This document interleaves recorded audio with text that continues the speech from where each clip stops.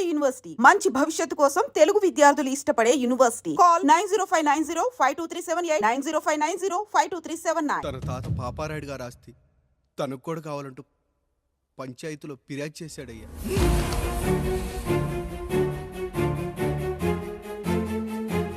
మస్తా గారు ఆ దస్తావేజులు ఇవ్వండి. అయ్యా మరి మా సంగతి ఏంటి? అడగరేంటి? అవునన్నయ్యా, ఈరోజు మీ పన్మేష్ కొడుకొచ్చాడు, రేపు ఆ పాలదం కూతురు వస్తుంది. ఇలా వచ్చినోళ్ళంతా మీ సంతానమేని తెలిసాక అదిగో ఆ కాముడు చెప్పినట్టు మా ఆయన వాటా కిందో బాత్రూము, నాకో సబ్బు బిల్ల, నా పుట్టబోయే బిడ్డకు ఒక బొట్టు బిల్ల, ఇదే మిగులుతుంది. అయినా ఊరి జనాభా కన్నా అన్నయ్య పిల్లల సంఖ్య ఎక్కువైపోతుంది. వాళ్ళందరూ ఇంటి మీదకి వచ్చే లోపు మా ఆస్తి మాకు ఇచ్చేస్తే మా బతుకులు మేము బతికేస్తాంగా. అవునన్నయ్య, మా ఆస్తి మాకు కావాలంతే. ఎవరిని పట్టుకుని ఏం మాట్లాడుతున్నారయ్యా? గా ఉన్నప్పటి నుంచి ఆయన మిమ్మల్ని సాగుతూ ఉన్నారు. ఈరోజు పెరిగి పండయ్యాక మా దారి మేము చూసుకుంటాం అనడం న్యాయం కాదయ్యా, న్యాయం కాదు. ఏ ఆయన నీకో కొడుకునిచ్చాడా? వాడి పేరేంటి? ఐఫోనా? ఎరా ఆస్తి కావాలా? 4 బ్రష్లతో తోముకుంటే ఎక్కడ విడిపోతామో అని నా బ్రష్ టూత్ పేస్ట్ నీకు త్యాగం చేసినప్పుడు అప్పుడు అడగాల్సిందిరా అన్నయ్య ఆస్తి కావాలి అని. ఎరా నేను వాడిపారేసిన లంగోటాలు మార్చి మార్చి చొక్కాలు చేతిగుడ్డలుగా వాడారే, అప్పుడు అడగాల్సిందిరా అన్నయ్య ఆస్తి పంచు అని. నువ్వు 6 నెలల పసిగందుగా ఉన్నప్పుడు పాల కోసం ఏడుస్తుంటే నిన్ను తీసుకెళ్లి పసుల దొడ్లో కట్టేశానే, అప్పుడు అడగాల్సిందిరా అన్నయ్య నాకు ఆస్తి కావాలి అని. మా తండ్రి గారు పాపారాయుడు పోలికలు నాకు, నా పోలికలు ఆండ్రాయిడ్కి. అసలు మా కుటుంబంలో ఏ పోలికలు లేని మీకు ఎందుకు ఇవ్వాలరా ఆస్తి? ఆస్తి లేదు, గీస్తి లేదు, get out, get out, get out, get out, get out, get out అని నేను అనొచ్చు, కానీ అనగలనట్రా? అనలేను. ఎందుకంటే మీరంతా నా తమ్ముళ్ళు, నా చెల్లెళ్ళు. రక్తం తాగిన దోమ కూడా వెళ్ళేటప్పుడు కృతజ్ఞతగా ఏ మలేరియానో టైఫాయిడో వదిలి వెళ్తుంది. కానీ రక్తం పంచుకొని పుట్టిన మీరు ఈ అన్నయ్య కోసం ఆస్తి కూడా వదల్లేకపోతున్నారు కదరా. గుమస్తా గారు, నా యావదాస్తి నా తమ్ముళ్లకు చెల్లెళ్లకు వాళ్ళ పేర్ల మీద రాయండి. నాకు చిల్లి గవ్వ కూడా అక్కర్లేదు. ఇక ఈ ఇంటికి నాకు ఎటువంటి సంబంధం లేదు. లక్ష్మి, సావిత్రి, మీ చీరలు విప్పేయండి. ఇక్కడికి వచ్చేటప్పుడు ఏ చీరలు కట్టుకున్నారో వెళ్ళేటప్పుడు కూడా అదే చీరలు కట్టుకోండి. వెళ్ళిపోదాం. దస్తావేజులు తీసుకురండి.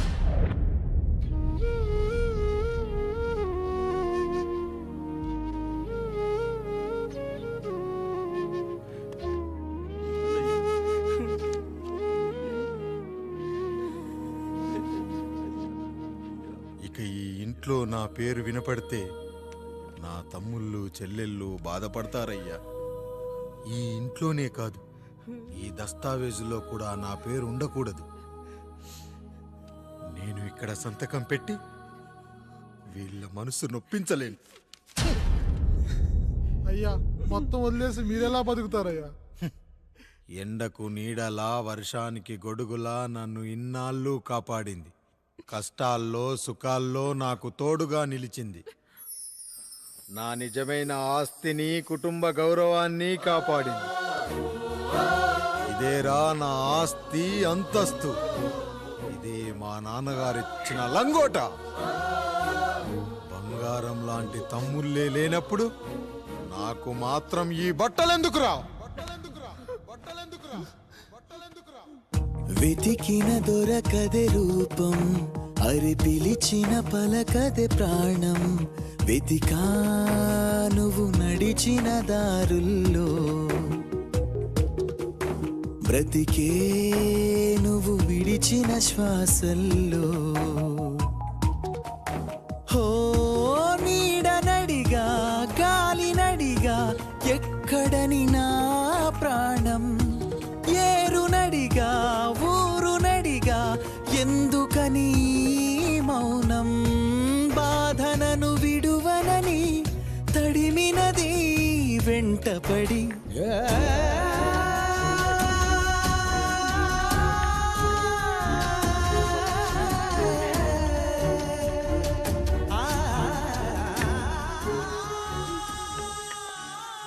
ఏవండి పప్పులో మీ చెమట పడుతుందండి. ఇడ్లీలో 2 చెంచాల ఉప్పు తగ్గించు లక్ష్మి. ఎలాగో మనం పేదోళ్ళమే కదా, కనీసం ఉప్పు ఖర్చైనా తగ్గుతుందనుకో.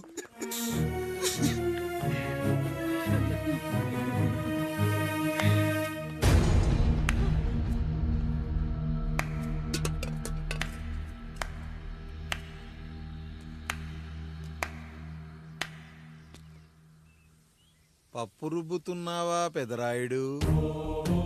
ఎవడికైనా చేసిన పాపం పండుతుంది అంటారు, నీకు మాత్రం అదిగో అలా పిండయింది.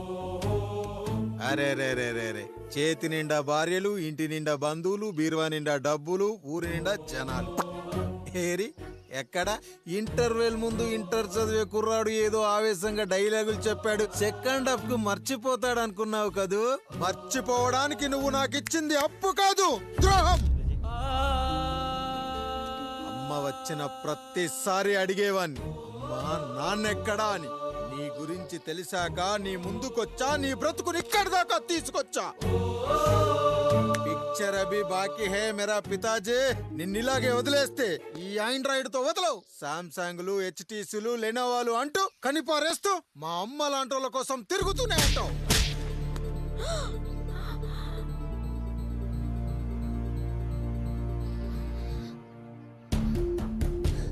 అమ్మా అమ్మా ఛీ, నన్ను అలా పిలవకురా.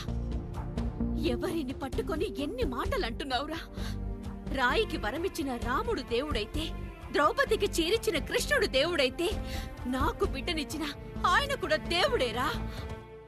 ఏంటి ఇలానే వదిలేస్తే బిడ్డల్ని కంటూ వెళ్తాడా? అసలు ఆయన కంటూ సొంతంగా ఒక్క బిడ్డ కూడా లేడు.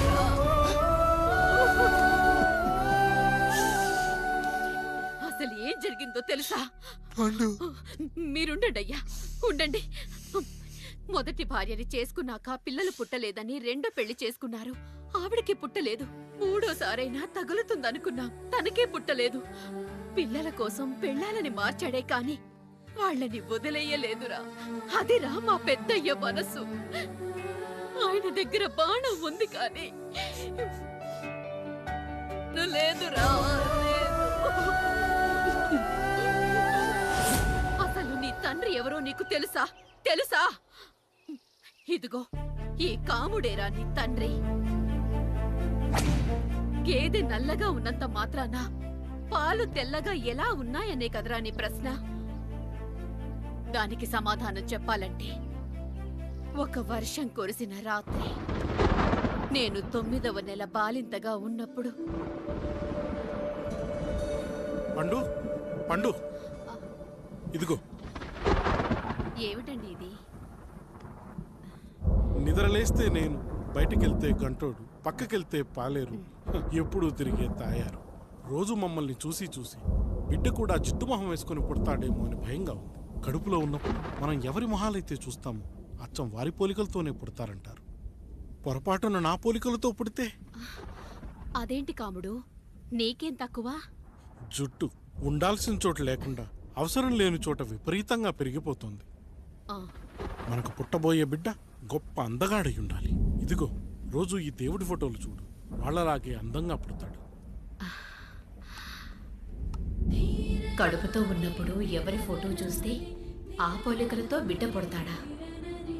కనిపించని దేవుడి పోలికలు నా బిడ్డకెందుకు? ఈ ఊరికి దేవుడు రాయుడు. నా బిడ్డ ఆయనలాగే పుట్టాలి, ఆయనలాగే పుట్టాలి.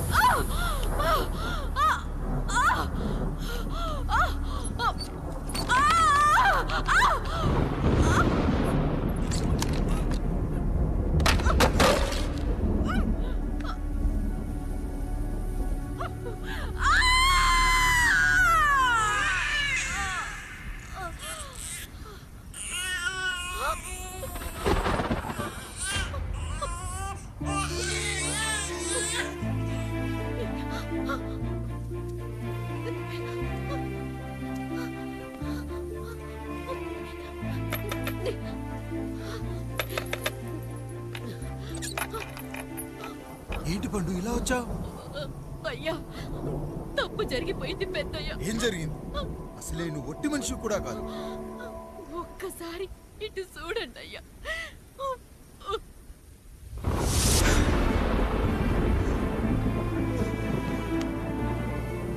వీడేంటి అచ్చం నాలా ఉన్నాడు? అసలేంటి? ఎందుకు ఇలా జరిగింది? నువ్వు ఎప్పుడైనా చీకట్లో పంపు సైడ్ దగ్గరికి వచ్చావా? మరి అమలాపురంలో శివాలయం దగ్గర రత్నాలు నీకేమైనా అమ్మవుతుందా? పిఠాపురంలో పద్మం, రామాపురంలో లక్ష్మి, కాకినాడలో సుజాత. అయ్యో దేవుడా, అసలు ఇదంతా ఎలా జరిగింది పండు? అయ్యా ఇదంతా కాముడి వల్లే అయ్యా, కాముడి వల్లే. కాముడా? కాముడు కుటుంబానికి నాకు ఏం గుర్తు రావట్లేదే. ఎన్నని గుర్తు పెట్టుకోగలను నేను మాత్రం. అయ్యా అది కాదయ్యా.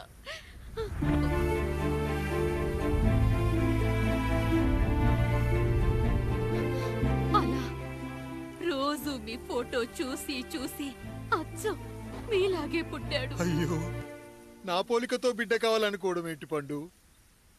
నువ్విలా చేయడం ఏంటి పండు? పోలికల కోసం ఫోటోలు ఎందుకు చూసావు పండు? అందుకే కదయ్యా ముందు ఆ డైలాగ్ చెప్పాను, తప్పు జరిగిందని. ఇప్పుడు ఏం చెయ్యాలయ్యా? స్వచ్ఛమైన మన ప్రేమను ఈ పాడులోకం అర్థం చేసుకోదు. కనీసం మీ ఇద్దరి జీవితం బాగున్నా ఆనందపడేవాని. వీణ్ణి ఇక్కడ ఉంచొద్దు పండు, బయటికి పంపించు. బయటికి పంపించి బాగా చదివించు, గొప్పవాణ్ణి చెయ్యి. వీడికి అయ్యే ఖర్చంతా నేనే భరిస్తా. అవసరమైతే ఆ డబ్బు కాముడి జీతంలో వచ్చేద్దాం. అయ్యా వెళ్లే ముందు వీడికొక పేరు పెట్టండి అయ్యా. వీడు ఇంకో రాయుడు, అంటే ఇంగ్లీష్ లో అండ్ రాయుడు, అండ్ రాయుడు.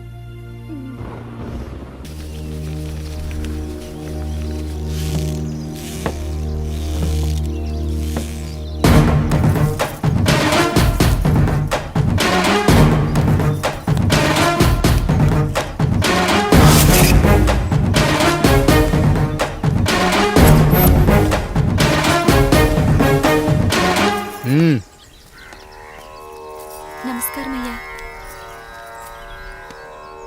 అయ్యా, మన ఈరిగాడికి సంవత్సరం క్రితం పెళ్ళయిందయ్యా. మొన్నటిదాకా తాడు బంగారంలో ఉన్న వాళ్ళ జీవితం ఇప్పుడు తాడు ఫ్యాన్లో మారిందయ్యా. తన భర్తకి తల్లిదండ్రులు ఎక్కువయ్యారయ్యా. కట్టుకున్న భార్యకి చీర కొనడం కంటే అమ్మా నాన్నలకు మాత్రం మందులు కొనటమే తన సంతోషం. పొద్దున లేచిన దగ్గర నుంచి తల్లిదండ్రుల పనులు, పెళ్ళ ముద్దు ముచ్చట తీర్చట్లేదని తల్లిదండ్రులను వృద్ధాశ్రమంలో చేరిస్తే తను తన భర్త సంతోషంగా ఉంటామని వీరిగాడి భార్య సావిత్రి రచ్చబండి ఫిర్యాదు చేసిందయ్యా. చూడమ్మా, ప్రతి స్త్రీ జీవితం 3 ఆకులతో ముడిపడి ఉంటుంది. పెళ్లిల్లో మావిడాకులు, శోభనం గదిలో తమలపాకులు, ఆ తర్వాత భర్తతో విడాకులు. మావిడాకులు గుమ్మానికి కట్టొచ్చు, తమలపాకులతో కిల్లీలు కట్టొచ్చు, కానీ విడాకులతో కాపురాలను కట్టలేమమ్మా, కట్టలేం. నన్నేం చేయమంటారు? నాకంటూ కోరికలుండవా? భర్తతో సరదాగా ఒక్కదాన్నే గొడవ పడాలని, ఆయన కష్టపడి అలిసొస్తే పక్కింటి వాళ్ళ కబుర్లన్నీ చెప్పాలని, వచ్చిన జీతం మొత్తం చేతికిచ్చాక నేనే 10వ 12వ చేతిలో పెడితే ఆయన కళ్ళల్లో ఆనందం చూడాలని నాకనిపించదా? ఎంతసేపు అమ్మా నాన్న అంటూ వాళ్ళ కొంగు పట్టుకుని తిరగడమే తప్ప నా పైట పట్టుకుని తిరిగిందే లేదు. నాకు విడాకులొద్దు, నా భర్త నాకు కావాలి. ఎరా, నీ భార్య చెప్పింది విన్నావుగా, ఏమంటావు? అయ్యా, మీరు నా వైపు కూడా ఆలోచించండి అయ్యా. 9 నెలలు నా తల్లి కష్టపడి కన్నీ పెంచితే 20 ఏళ్ళు నా తండ్రి నన్ను పోషించాడు. నిన్నగాక మొన్న వచ్చింది. ఇది మమ్మల్ని విడదీయాలంటే ఎలాగయ్యా? నాకు నా పెళ్ళం కంటే నా తల్లిదండ్రులు ఎక్కువయ్యా. మరి పెళ్ళెందుకు చేసుకున్నావురా? అక్కుల్లో పనికెళ్తుంటే అక్కడ మెస్ భోజనం పడట్లేదయ్యా. ఇలామంటే పని మనిషి అనుకుంటున్నావారా? అసలేమనుకుంటున్నావురా? ఆడదంటే నీకంటే చిన్నదవుతే చెల్లవుతుంది, పెద్దదైతే అక్క అవుతుంది, పెళ్లి చేసుకుంటే భార్య అవుతుంది, ఆ తరువాత తల్లి అవుతుంది. మగాడేముందిరా, ఆఫ్టర్ ఆల్ తండ్రి అవ్వగలడు. మగాడు పురుషుడు అని పలకాలంటే పెద్ద కష్టమేమీ లేదు.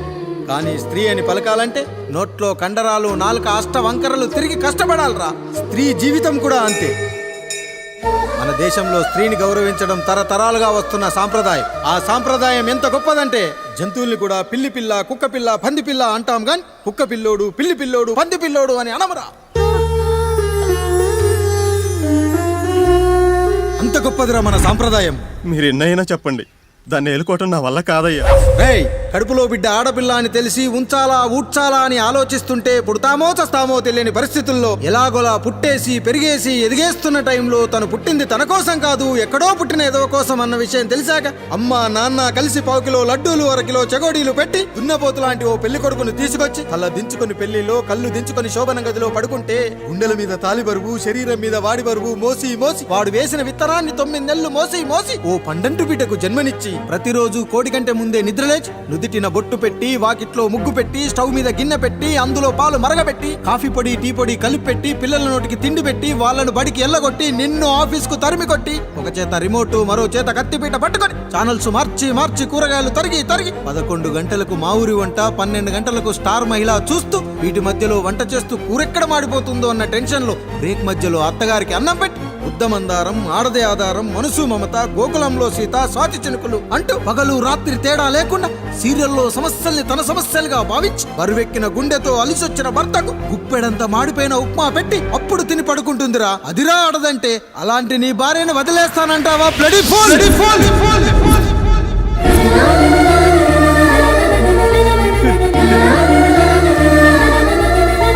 ఒక గుక్కలో ఆడదాని గురించి చెప్పాలంటే నాకు 3 నిమిషాలు పట్టిందిరా. 3 ముళ్ళేసిన నీకు ఆడదాని గురించి తెలియాలంటే ఎన్ని జన్మలెత్తాలరా? అయ్యా అయ్యా, నా తప్పు నేను తెలుసుకున్నానయ్యా. నా తల్లిదండ్రులు నేను వదిలేస్తానయ్యా. నా పిల్లల్ని నాకు ఇప్పించున్నయ్యా. నువ్వు తప్పు మీద తప్పు చేస్తున్నావు. నీ భార్యను తిరిగి ఏలుకోవడానికి నీకు హక్కు లేదు. ఈ రాయుడు తీర్పిస్తున్నాడు.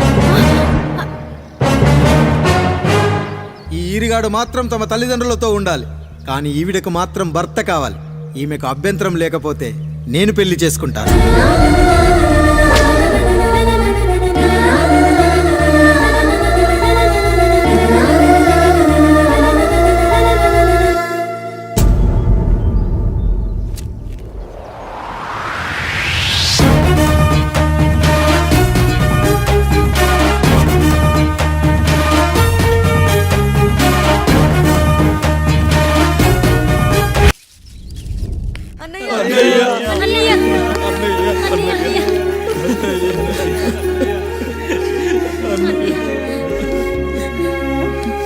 రాత్రి చాలా భయం వేసిందనయ్యా.